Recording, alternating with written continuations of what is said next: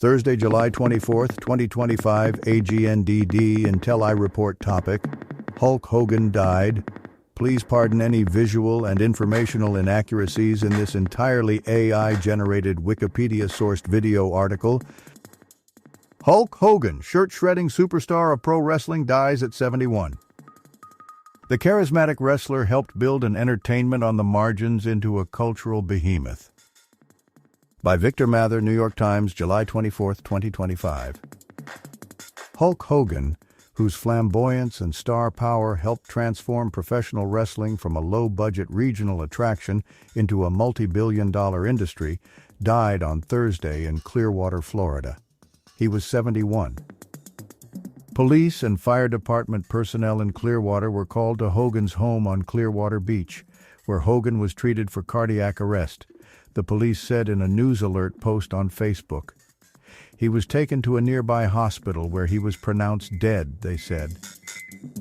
Hogan was the face of pro wrestling for decades, with his blonde hair and horseshoe mustache, colorful bandanas and massive biceps, which he referred to as 24-inch pythons.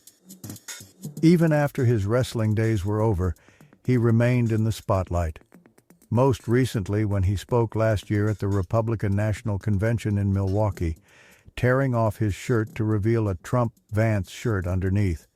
He was earlier involved in a high-profile lawsuit in 2012, bankrolled by the billionaire Peter Thiel, against Gawker, the irreverent media company, after Gawker posted a video of Hogan having sex with a friend's wife. He won the case on invasion of privacy grounds, reaping millions in damages. Hogan's routine before a wrestling match was guaranteed to send fans into a frenzy. He would cup his hand to his ear to encourage the roaring crowd and tear off his shirt, which was pre-ripped to ease the process. Fans loved him as much for his charm and physique as for his old-fashioned grappling ability. Hogan was born Terry Jean Bollea on August 11, 1953, in Augusta, Georgia. His father, Peter, was a construction foreman. His mother, Ruth Moody Bollea, was a dance teacher. He attended the University of South Florida but dropped out, choosing the wrestling mat over the classroom. He started wrestling in 1977. Like many in the sport, he was a big man, weighing 300 pounds in his prime. He was also exceptionally tall, 6'8", helping to further a trend toward very big men in wrestling. He adopted the name Hulk because of comparisons to the muscular comic book character on the CBS television program, The Incredible Hulk. In 1979, he made it to the World Wrestling Federation, now World Wrestling Entertainment, and took on the alliterative last name Hogan. Those were the days when wrestling's good guys, or faces, were clean-cut All-American types, and a savvy fan could guess that a wrestler was going to turn bad by noticing his hair grow a little longer. In that environment, the long-haired, edgier Hogan clearly fit the bad guy, or heel, mode. He developed a rivalry with the champion Bob Backlund, a traditional Midwestern milk-drinking good guy. Hogan catapulted to greater fame after appearing in the movie Rocky III in 1982. He played a wrestler, Thunderlips, who takes on Rocky, Sylvester Stallone, in a charity wrestler versus boxer match. The preening, egotistic Thunderlips batters an unprepared Rocky, throwing him out of the ring and into the crowd. Despite his brief screen time, Hogan created a character that stuck in viewers' minds. No mean feat in a film that also starred the bombastic Mr. T. After a brief time away, Hogan returned to the WWF in 1983. His popularity had grown so great that it seemed clear he was destined to be a good guy, despite his less-than-buttoned-down appearance. His rebranding helped pave the way for the broadening of the face category to include all types of wrestlers. Not every hardcore wrestling fan warmed to Hogan. Some considered his main strength to be showmanship rather than wrestling ability. He was named most overrated wrestler by the Insider magazine Wrestling Observer several times in his career, but the bulk of wrestling fandom was hardly concerned about a supposed lack of technical prowess and got on board with the phenomenon that became known as Hulkamania. In blasé Manhattan, where the likes of Jackie O and Mr. T have been observed walking the streets unhindered, the New York Times wrote in 1984, Hulk Hogan cannot go 10 feet. The WWF gave Hogan a patriotic persona. He developed rivalries with the Iron Sheik and Nikolai Volkov, who represented the United States' global rivals Iran and the Soviet Union, never mind that Volkov was actually Croatian. Hogan started arriving at matches accompanied by the song Real American by Rick Derringer and began urging fans to take their vitamins. Despite that exhortation, he admitted in 1994 that his physique was partly the result of taking steroids. Hogan held the WWF's title belt many times over the years, including a 4-year stretch in the mid-1980s, an epic period of dominance in an ever-changing sport. He regularly filled arenas around the country, and big events at which he was the headliner, like WrestleMania, could easily fill stadiums. The thousands in the stands eagerly awaited a Hogan victory, which often involved hulking up. A seemingly defeated Hogan would turn things around by absorbing the blows of his opponent, each one somehow making him stronger.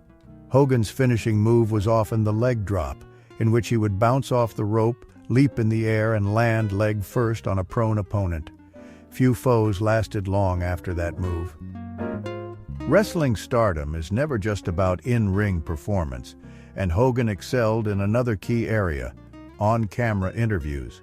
He would appear to be in a passionate frenzy, but remained controlled beneath the surface, delivering the storyline of the day. A trademark was calling the audience brother in a gravelly voice. After winning the title in 1984, Hogan told the interviewer Gene Okerlund, "It is the dream of a lifetime, Daddy. This is like going to the mountaintop 1,000 times over. I feel the energy. Hulkamania's running worldwide." Shortly afterward, he was doused in champagne by Andre the Giant, but their friendship would not last forever. In 1987, in perhaps Hogan's most memorable match at the height of Hulkamania, he was matched up against Andre at WrestleMania III at the Silver Dome in Michigan. Andre, a longtime fan favorite, had recently turned heel. Andre was said not to have lost in the ring for 15 years, but Hogan defeated him. The result of the match, like all pro wrestling bouts, was predetermined, but that did not diminish the impact of the bout's biggest moment. Hogan body slammed the 500-pound Andre. Hogan had hit peak stardom and crossed over into starring in movies. He played a wrestler in No Holds Barred, 1989, and an ex-wrestler turned caregiver in Mr. Nanny, 1993. He also starred as a mercenary in the television series Thunder in Paradise.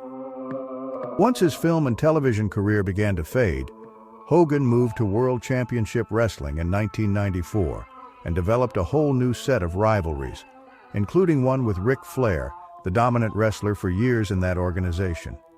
Wrestling mostly as a heel, Hogan formed a group of wrestlers called the New World Order and called himself Hollywood Hogan.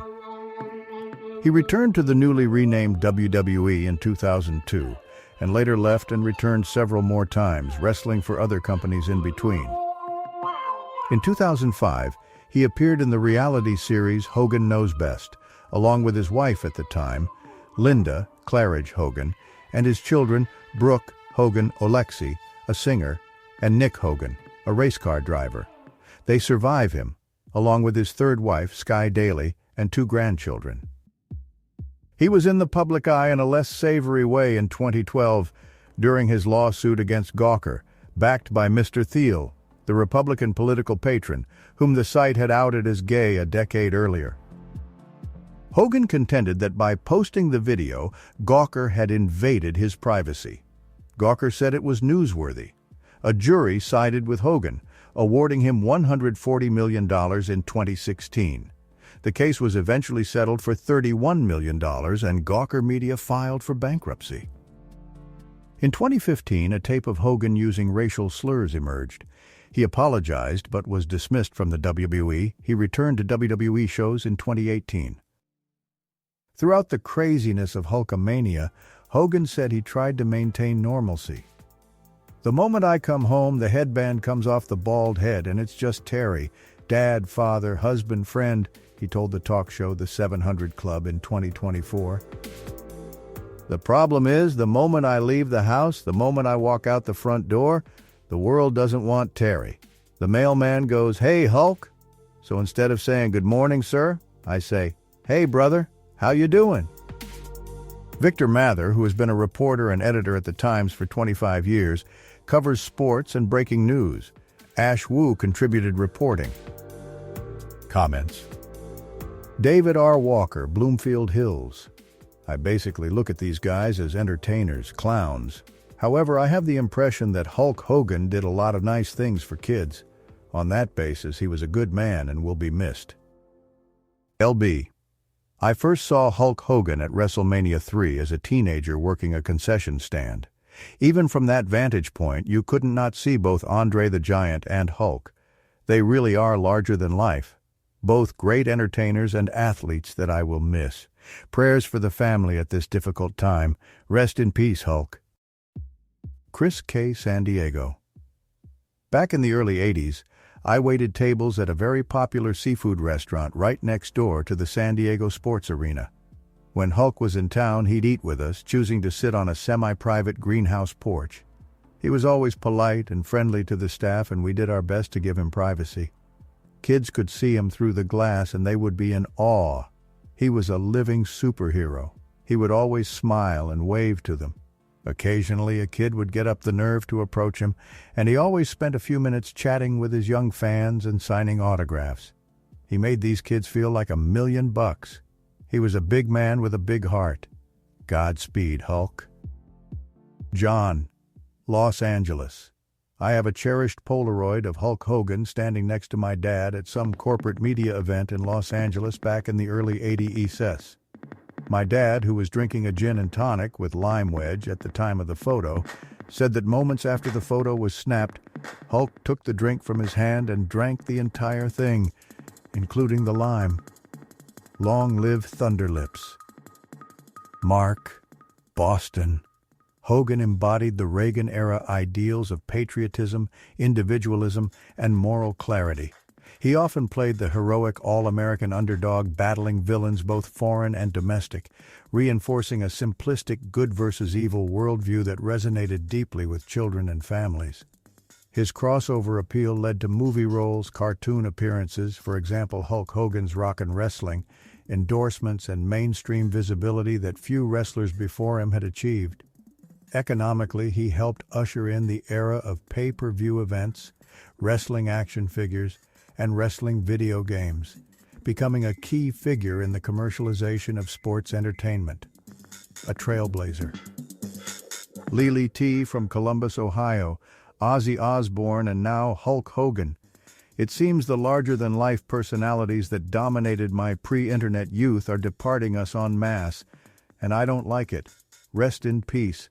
And could someone please bubble-wrap Charo and Mr. T? Jack, Los Angeles. Rest in peace, Hulkster. You were a big part of my childhood, teenage years, and young adulthood. Thank you for all of your contributions to professional wrestling, pop culture, and beyond. Tonight I'm definitely saying my prayers and eating my vitamins in honor of one of the greatest.